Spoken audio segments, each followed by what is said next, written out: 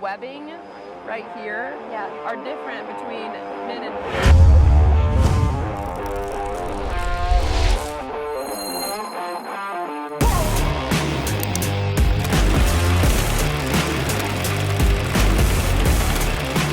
Favorite gloves? I know that's always a question I get from females. What is your favorite glove? And personally, me, I like to say I have man hands. Not. I mean, No. but I also learned last night that apparently the webbing right here are different between men and women. Is that why my thumb always is not good in a glove? Yes. I didn't know that. Like, you'll have to... That makes sense. Like, the person that was describing it to me last night held my hand like, you know, you normally hold a hand with a dude, and then we switched to where, like, dudes normally, and I'm like, yeah, it's a different... It felt weird. Wow. And it's because that webbing is different. I never knew that. I didn't know that either. I just learned that. I came to FABTECH to learn about thumbs. You learned something. You learned something. But yeah, what have you found to like? I really like the women's Black Stallion TIG gloves. I love those as well. I don't remember the model name or whatever they are. They're kind of like the Tigsters, aren't they? But they're all black with the pink. Yeah, it's got the flame resistant writing on it. Yes. Yes. Those are probably my most comfortable and favorite pair. Yeah. I do like Rush Kane's new gloves. Have you tried those ones yet? I've wanted to, but I haven't. They're very nice. I've heard really good things about them. They're very nice. You can shape the leather. It comes with oil, so like you can get your, pretty much will custom form around your knuckles and everything, so you get a real nice fit. And because like if you do stuff where it's really hot, the Black Stallions might burn through, and it's got that fabric. Yeah, they don't last very long. They'll light on fire. Mm-hmm. But those. You gotta try him. Do you know if he's here? I believe he is. Okay, I'll have to go find him. I don't know if he's I know he's usually like hiding out in a booth, and he's got his stuff in a booth. Like not necessarily his own booth, but in years past he kind of hides out in someone's booth and I love the has gloves, stuff. So and I'm obsessed with his safety glasses too. I've heard a lot of. So I wrecked mine when I was actually building the table that was in front of us. For some reason I was doing something on my shop floor. Yep. I took them off. Put them on the ground, didn't ever pick them back up, and stepped on them. That's frustrating, especially when you get a good pair. Yeah, they were not cheap. Mm-hmm. And I go and I walk up and I step and I'm like, yep, really? Yeah, they're really nice. But I put that on my social, and someone was like, you should try Kane's. And it's got nose pads. Mm-hmm. And behind your ear pads, it's got like a little rubbery spot on it, and nice. so they're super comfortable. Super comfortable. I'll have to check this out for sure. But what is your favorite machine to run? Everlast, duh. I figured so. But I thought I'd ask. What's your favorite one? I guess which one do you run currently from them? I've got the Storm and I've got the Typhoon, and I'm obsessed with them both. I'm really impressed with what the Typhoon is doing, honestly. Mm-hmm. I've used a lot of different machines, Lincoln, Fronius, Miller.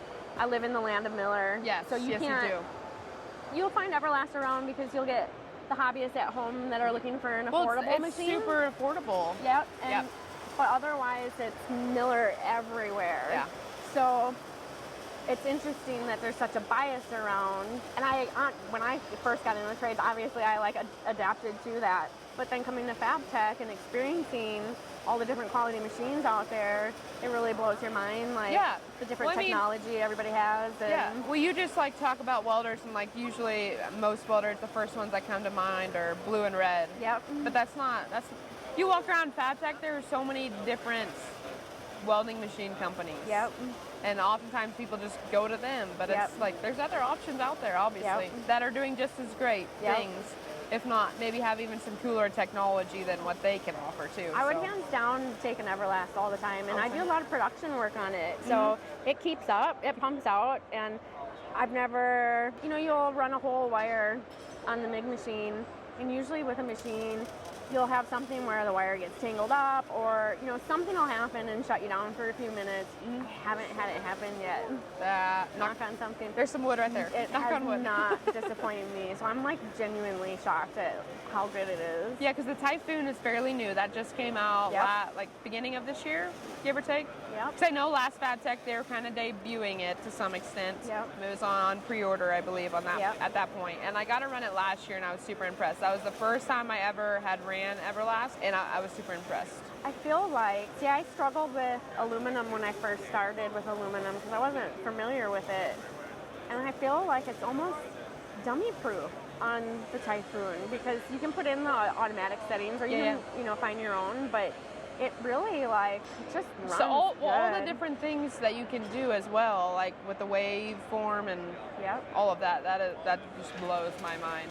Blows my mind. But and I like to ask all the guys what their settings are, and I'll try both of them to see if I get a different outcome. And it's funny because you'll try 2 completely different settings, and it'll be the same weld. Yes. It's nuts.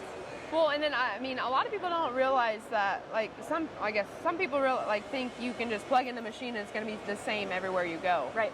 I mean, you can run the same setting at home and then you go to another place and it's completely Totally different because of the power. I mean, power is a huge thing. And a lot of people don't understand, like the welding world, you know, some people think it's just you turn on a machine and you run with it. There is a lot to welding. And I've definitely, like, I knew that before I started teaching, but being a teacher, you have to learn while also teaching. Like it puts a whole new spin on it, and you learn so much more of like the backside of things because you'll have that one little nerd in your class, and they start asking questions, and I'm like, I don't know that. I have to figure that one out. Let me quick Google that real quick. Excuse me, I need to go to the bathroom. Yes. So that's been interesting in my job, seeing all that, like. I'm always on my toes when it comes to that. So, one of the questions we've been asking everyone that we've been interviewing this week is, what is your ideal pizza? Being in Chicago. Ideal pizza? Yeah, like what type of crust, what type of toppings, what type of sauce. You know, it wouldn't be surprising for me to say this. I do believe pineapple belongs on pizza. I'm a pepperoni and pineapple. Yeah, okay. That's a good combo. I've had that before. That's pretty good. But otherwise, I mean, the deep dish around here is great. Yes. Which ones have you tried here in Chicago? What is it, Gino's? I think? Something like that, yes. Gino's is the one that everybody goes to? There's that one, and then there's Lou something. I haven't been to that Starts one. with an M. We had that the other day, and that was probably my favorite. Okay. The other place that you had, I think for me, the crust was just a little too, I guess there was a lot going on. I thought their crust was like a little crackery, like crummy. Yes. Yep. This other place, it was pretty good. Yeah. But yeah. I'll have to try that one. So pepperoni, pineapple. What type of, and deep dish crust? I like a thin crust, but when you're in Chicago. Yeah, you got to do deep dish when you're in Chicago. Nice. Well, do you have anything else that you would want to talk about in our interview here? I only want to ask you. Okay. How much do you love teaching as far as like, are you getting all the heart fuzzy feels, like the rewards yet from inspiring and, you know? Yeah, I would say it's been good. I think I found one of my passions. I don't know if it's going to be I know to some extent I will probably teach, whether that be in a, a professional setting, in a classroom, having a class at a school. But I definitely do love inspiring others. I would say probably this last year has probably been one of my most challenging classes. And I know people hate talking about the word COVID, but that has definitely played a huge factor in the students that are, going to school nowadays. And so I started 4 years ago, right before COVID started. So I kind of saw what teaching was. You got a little bit beforehand. And then it totally different. Totally different. And I have spent the last 4 years co-teaching, which has been good. But to some extent, when it comes to like my confidence, which you have to have you have to have confidence being in the welding industry, but being a female, being a welding instructor, that's a whole nother level of confidence. People were already waiting for you to fail. Now they really are waiting and watching and doing all of the things. So that's been challenging, but I think here in my new role of being brand new on my own instructor, I think it's going to be really good. And me being the sole instructor, I think is also going to help because I've had my females, I've had a couple, students in my past classes that I've really, gained a mentorship through and have been able to help them. Like one of my students, I can remember this, one of my students from 2 years ago, he came to school, he was, one of those, they always say tech school is not for the ones that are the smartest or, maybe have a learning disability or anything of that nature. and he came to class. One of his classmates said that I guarantee you all of our class will be making $12 an hour, which in today's world, that's not that great. No. And this student had a lot of challenges, but I told him, if you stay after class, I will stay here as long as you need. And there was oftentimes, class got out at 4, and we were there till 7:30, 8 o'clock on times, studying and everything. And then he went out into the real world and got a good production job, ended up running robot, making $35 an hour. And you're always going to have that special spot in his life. Yes. For that. Well, it completely changed his entire world. And now he quit that job and is out on his own, running his own company, has employees under him, and building this big, huge business. That's so cool. So I know I've inspired all of my students, whether they like me or think I did. Yep. So it's been good. I absolutely love helping people. And a lot of people don't know this about me, but before I decided to choose welding, I wanted to be a meteorologist, which then I found out I hated doing that, so I didn't even pursue that out of high school.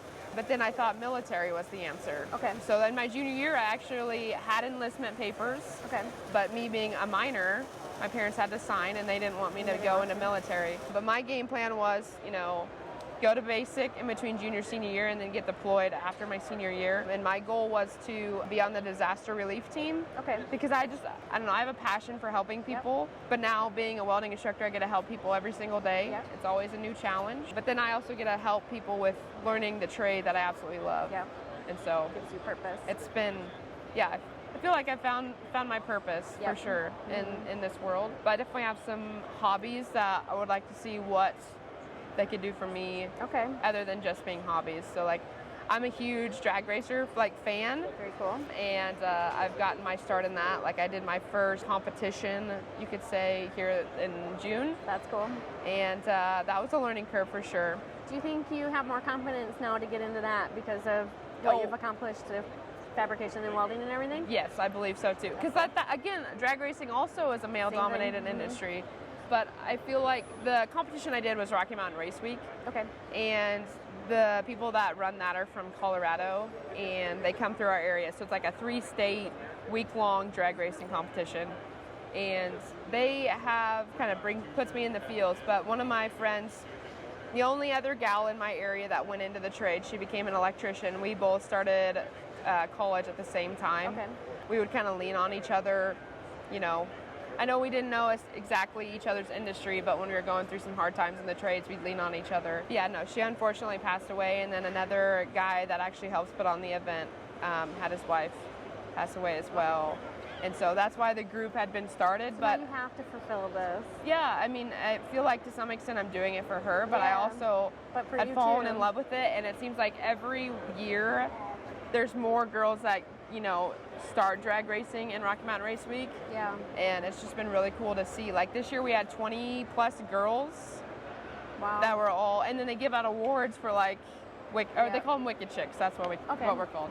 And they give out 3 or 4 different awards at the end of the week for the ladies. That's very cool. What we're trying to do is inspire ladies to not be afraid to race. Do something you enjoy. Yeah, one of the gals that won this year, she's a single mom. Or she has a boyfriend now, but she was a single mom. And she did the 1,300-mile race with just her and her little boy. Wow. And it was so cool to see. Cool. It's a long week. We're going from track to track, 1,300 miles. You have to haul all of your tools and all of that in the car that you drive down the strip. That's crazy. It's good been... for you. But it's been cool. I've really enjoyed watching you grow in your career, and now I'm excited to see that. It's a lot has changed in the last 3 years. The last time we were in Chicago, I was a nobody. Yep. I was walking around on the shop floor. I followed all these people, and I was getting starstruck when I was seeing all of them. You're the one fangirling around. Yeah, I was like, oh my gosh, that's so and so. And times have changed in the last two-ish years. But I just want to make an impact in the world, and I feel like I'm getting there. I certainly would say so. Thank you. Anything else you want to hit on? Nope. I think I did a long loop around your question that you originally asked me, but you answered it very well. Okay.